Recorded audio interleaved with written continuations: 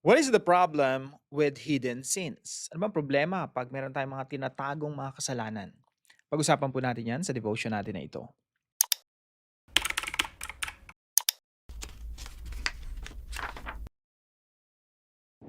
Magandang araw po sa bawat isa sa inyo. Welcome back to our 365 Daily Devotions Bible Characters Edition. Gusto po munang batiin ng happy birthday si Brother Ravil Francisco na kasama namin sa Jiu-Jitsu. Hello sa iyo kapatid. Now, yung topic po natin ngayon ay patungkol kay Achan. Sino ba si Achan? Nakukwento ko po muna sa inyo yung background. Nung mga nakaraan po, pinag-usapan natin yung fall of Jericho. Si Joshua po, after crossing the Jordan River, so yung unang city na kanilang sinalakay ay walang iba kundi yung Jericho. Now, yung Jericho po, ang instruction ng Diyos, sabi ng Diyos, yung Jericho, akin yan. Okay? Huwag mong aangkinin. Walang Israelita na kukuha ng kahit anong mahalagang bagay dyan, ginto o pilak, na sasabihin niya, okay, I deserve this, no? Sabi ng Diyos, lahat yan devoted to the Lord. Lahat yan para sa Panginoon. Diretso yan sa Lord's treasury. Ibig sabihin, para po yang tithe, ikasampung bahagi, no? Na yung marami po kasi mga cities. Maraming mga lugar silang sasakupin. Yung first city na yan, pag nakuha nyo yan, yung plunder dyan, yung lahat ng kayamanan dyan, sa Panginoon yan.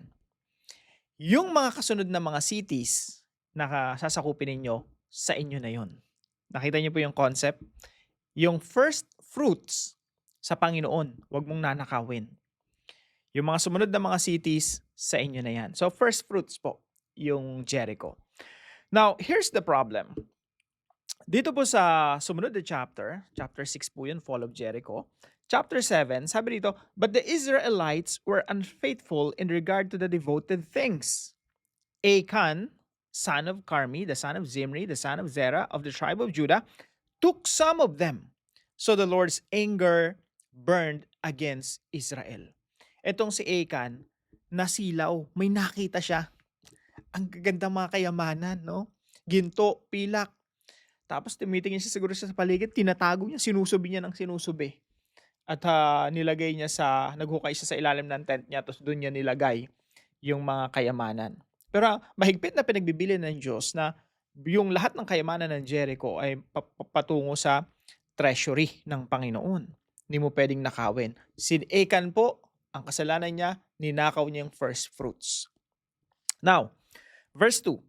Now Joshua sent men from Jericho to Ai, which is near Beth Aven to the east of Bethel, and told them, go up and spy out the region. So the men went up and spied out Ai. When they returned to Joshua, they said, not all the army will have to go up against Ai. Send 2 or 3,000 men to take it, and do not weary the whole army, for only a few people live there. So sabi ng mga espiya, nakita na namin yung kasunod na city na sasakupin natin. Mahinang nilalang, no? Walang-wala sa Jericho. Yung Jericho mas malaki. Eto, kakarumpat na maliit lang to, no? Walang masyadong army. Tama na yung mga 2 to 3,000 na mga kasundaluhan. So yun nga yung ginawa ni Joshua. Nagpadala ng 2 to 3,000. But the problem is, because of the sin of Israel through Achan. Si Achan na may tinatagong kasalanan. Ang nangyari po, yung maliit na Ai, na city of Ai, na ang bilis lang talunin, hindi nila matalo-talo. Sa halip, sila pa yung nagpula sa nagtakbuhan at hinabol pa sila ng mga kasundaluhan ng Ai at mayroon pang namatay sa kanila. 36. 36 yung namatay. So sabi rito, so about 3,000 went up, but they were routed by the men of Ai, who killed about 36 of them. They chased the Israelites from the city gate as far as the stone quarries and struck them down on the slopes. At this, the hearts of the people melted in fear and became like water. Now, ano po mga katuroan natin ngayong araw mga kapatid? The problem with hidden sins. Number 1 po, hidden sin is not a victimless crime. Yung tinatago nating mga kasalanan, mga kapatid, kung ano man yan, no? yung feeling natin wala naman nakakaalam. Hindi po ibig sabihin yan, walang mabibiktima yan. Yung hidden sins, hindi totoong merong, victimless crime. Ibig sabihin, may krimen tapos walang biktima. May kasalanan tinatago tapos walang maapektuhan. Hindi po ganun, mga kapatid. Kapag meron kang tinatagong kasalanan na hindi mo ina-expose, hindi mo kino-confess sa kapwa mo mananampalataya, hindi mo ina-admit sa harapan ng Panginoon, hindi mo hinihingi ng tawad, hindi mo pinapalinis yung sarili mo sa harapan ng Panginoon, and you keep cherishing that sin, parang mga ginto at pilak sa ilalim ng tent ni Achan na iniingat-ingatan, pinakaalaga-alagaan, pinakatago-tago. Yung pong kasalanan na yun, mga kapatid, yung hidden sins, lagi pong merong biktima yan.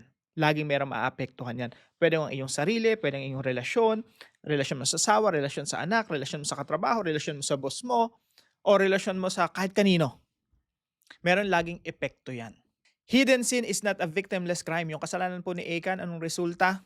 Yung buong bahay ng Israel nagdusa, 36 of them were killed, at si Joshua tsaka yung bahay ng Israel, so frustrated. Umiyak sila sa harapan ng Panginoon. Tinatanong nila sa Lord, Lord, anong nangyari? Bakit kami nabigo sa simpleng kalaban namin hindi namin matalo-talo samantalang mas maliit kaysa sa Jericho? Sinabi ng Diyos sa kanya, you know what, Joshua, it is because of the hidden sin. Point number 2. Hidden sin robs you of God's presence and protection. Yung hidden sin po, tinatanggal nito yung protection ng Diyos. Yung presensya ng Diyos. Kumbaga yung pabor ng Diyos. Kaya po sabi rito sa verse 12, pakinggan po natin, that is why the Israelites cannot stand against their enemies. They turn their backs and run because they have been liable to destruction. I will not be with you anymore unless you destroy whatever among you is devoted to destruction. So sabi ng Panginoon, I will not be with you. Kaya kayo hindi manalo-nalo because, wala kayong protection and favor from God. So yung mga hidden sins po, mga kapatid, hindi yan kinukonsente ng Diyos. Huwag mo isipin na proprotektahan ka ng Diyos because God is love, no? Hindi ganoon. Yung pagmamahal ng Diyos, hindi konsentidor. If you have hidden sins, you are not under God's protection and favor. Hidden sin robs you of God's presence and protection. Pangatlo po, hidden sin thrives in the dark but is exposed in the light. Yung tinatago-tago nating mga kasalanan, mga kapatid, ito ay nag-uugat, lumalalim yung ugat, nagkakadahon, lumalaki ng lumalaki, lumalago, nagtatribe. Kumbaga habang iniingatan mo, dinidilig-diligan, lumalaki ng lumalaki. Saan po siya nagtatribe? Sa darkness, sa kadiliman, sa ilalim ng tent, yung walang nakakakita. When no one is looking, the hidden sin is thriving. Pero, alam naman natin na yung hidden sin, masama talaga yan. Hindi ito yung victimless crime. May masamang epekto yan sa atin at sa ating relasyon sa ating kapwa at sa Diyos. So anong dapat mangyari?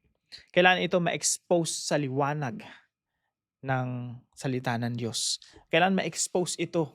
Masabi mo sa kapwa mo, masabi mo sa kapwa mananampalataya na mananalangin sa iyo, masabi mo sa Panginoon. At hayaan mo yung katotohanan ng salita ng Diyos ang siyang maghayag sa atin ng katotohanan na pinalaya na tayo sa ating mga kasalanan at tayo ay malinis na sa harapan ng Diyos. Kaya yung kasalanan, hindi na yan inaalagaan pa sa ating mga buhay. Hidden sin thrives in the dark but is exposed in the light. Namamatay po yung mga tinatago natin kasalanan kapag sinasabi natin sa kapwa natin mananampalataya, kino-confess natin. Now, bilang application po sa pinag-aaralan natin, number 1 po, remember that hidden sin is never hidden from God. Alalahanin natin mabuti. Keep in mind that hidden sin, bagamat tinatago mo siya, pinakatago-tago natin, it is never hidden from God. Walang naitatago sa Diyos.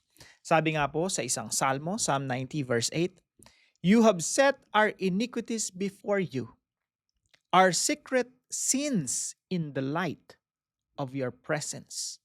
Walang natatago, walang naililihim sa harapan ng Diyos. Huwag na nating tangkain pang itago yung ating mga kasalanan. The more na itatago natin yung ating mga kasalanan, the more tayo expose ng ating Panginoon. Ako alam ko po yan, no? Maraming mga pagkakataon na ina-expose ako ng Panginoon. Kaya ayoko na nagtatago ng kasalanan, sinasabi ko na agad. Point number 2, do not let hidden sin rob you of God's presence. Huwag nating hayaan na yung ating mga tinatagong kasalanan, siyang maging dahilan para hindi tayo o para mawala tayo doon sa ilalim ng proteksyon at pabor ng Diyos. Tandaan natin mga kapatid, yung pabor ng Diyos, yung protection ng Diyos, nakareserve yan sa mga taong nagsisisi ng kanilang mga kasalanan, tumatalikod sa kanilang mga kasalanan, at nagpapatuloy sa pagsunod sa Diyos. Bakit po? Simple lang. Yung Diyos po natin mapagmahal at yung pag-ibig ng Diyos hindi konsentidor. Minsan kasi nako-confuse tayo sa pagmamahal ng Diyos. Akala natin mahal tayo ng Diyos kahit nagkakasala tayo, kahit nagtatago tayo, may inaalagan tayo mga kasalanan. Okay lang sa Panginoon yun, no? God is love, God is love. It doesn't matter kung meron tayong mga hidden sins. That's a lie. Dahil yung pag-ibig ng Diyos, dahil mahal tayo ng Diyos, hindi niya po tayo kinukonsente. Tayo po ay papaluin niya kung kailangan paluin dahil ang Diyos natin ay ating amang mapagmahal. At ang amang mapagmahal na iniibig ang anak, sisiguraduhin niya na didisiplinahin niya tayo. So tandaan natin, do not let hidden sin rob you of God's presence and protection. Pangatlo po, expose sin early. Pag may nagawa tayong kasalanan, ang sarap-sarap itago, nahihiya tayo kasi ma-pride tayo, mayabang tayo, ay natin pakita sa mga tao na nagkakasala tayo, nahulog tayo sa kasalanan. So let's keep it a secret. Tapos minsan pinagpapatuloy pa natin yung ating mga kasalanan. Tapos tinatago natin sa ating mga puso. Expose sin early. Habang maaga pa, expose mo na. Aminin mo na sa iyong misis. Kung ikaw may misis kang katabi, tumingin ka sa kanyang mata at sabihin mo sa misis mo, aamin na ako. Mga lalaki kasi may principle yan eh. Ay mga lalaki, no, generally, kahit anong mangyayari, huwag kang magpapahuli. At pag nahuli ka ng misis mo, kahit anong mangyari, huwag kang aamin. No? May mga prinsipyo ng mga lalaki. Pero mga kapatid, expose sin early. Maaga pa lang, ine-expose mo na, sinasabi mo na, nangupit ka, no? Nanchicks ka, or kung ano man yung nagawa nating mali. Sa asawa natin, sa mga anak natin, sa magulang natin, sa teacher natin, sa boss natin, sa empleyado natin. Expose sin early or it will be exposed in broad daylight later. O ang Diyos ang mag-e-expose sa'yo. Remember David? Si David, meron siyang tinatagong kasalanan. Inagaw niya yung asawa ng may asawa. No? Yung inagaw niya si Bathsheba na mayroong asawa. Pinakatago-tago niya yon, pero anong ginawa ng Diyos? In-expose siya in broad daylight. Ginawa niya sa dilim. Pinakita ng Diyos sa madla, sa liwanag. No? Nakitang-kita ng lahat.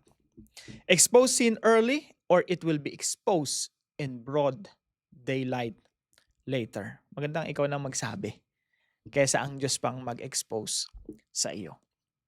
Sabi nga, hidden sin thrives in the dark but vanishes in the light. At sinasabi po ng banal na kasulatan na walang lihim na hindi mabubunyag. Lahat talaga mabubunyag. Para po sa ating discussion, why is it crucial to confess our sins early rather than be exposed later? Bakit po crucial na ma-confess agad natin yung ating mga kasalanan ng maaga kaysa ma-expose pa tayo later on? At para naman po sa ating dive deeper, sagutin po natin yung tanong na what are the 4 stages of hidden sin? 4 na stages po yung hidden sin. Pag-usapan po natin yan sa dive deeper. At yung pangalawang tanong dyan, yung Valley of Achor na tinutukoy sa verse sa chapter natin. No? Anong kinalaman yan sa krus ng ating Panginoong Jesucristo? Tayo po'y manalangin. Lord, you see what is hidden in my heart. Every thought, every motive, every secret I try to bury. Nothing is concealed from your holy eyes. Forgive me for the sins I hide out of fear. pride, or shame. Do not allow hidden sin to grow roots within me. Search me, expose what must be exposed, and gently but thoroughly cleanse what must be cleansed. Restore to me the joy of your presence. Give me humility to confess quickly and courage to walk honestly in the light. Thank you that through Christ, my valley of trouble has become a door of hope. In Jesus' name, Amen and Amen. Maraming salamat po kay Mr. and Mrs. Toldanes na partner po natin sa devotion natin na ito. Kung kayo po may natutunan sa devotion natin na ito, paalam niyo lang po sa comment section right below this video, and please don't forget to share this devotion to your family and friends. See you po tomorrow 5 a.m. dito po sa ating Daily Devotions.